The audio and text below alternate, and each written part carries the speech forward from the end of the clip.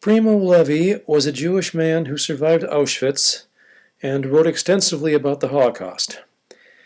Christopher Hitchens, on page 370 of the hardcover edition of his book Hitch 22, said Levi said if he was God, quote, he would have wanted to spit on anyone who prayed in Auschwitz, unquote.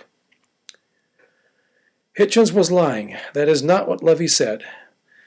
That incident occurs on page 118 of Levi's book Survival in Auschwitz. The Germans had decided they had too many mouths to feed, and so a number of the prisoners in Auschwitz had just been picked to be murdered soon in the gas chambers. Levi, in the barracks, saw a man named Kuhn loudly offering a prayer of thanksgiving for not being chosen. Levi expresses anger at Kuhn for two reasons.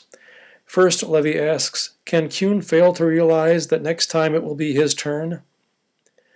That strikes me as a stupid objection. Levi never says whether Kuhn survived Auschwitz, but certainly many people, including Levi, did. Why was it strange for Kuhn to think that he might? Levi's second reason is much better. There was another man in the barracks who had been picked for death.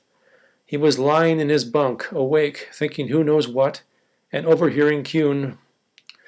For Kuhn to be loudly rejoicing in his presence was incredibly obnoxious. So Levi concludes, if I was God, I would spit at Kuhn's prayer. Obviously, that is very different than what Hitchens claims Levi said. Levi was not a religious man, but he never says that he would have criticized an Auschwitz inmate who merely prayed for help every day.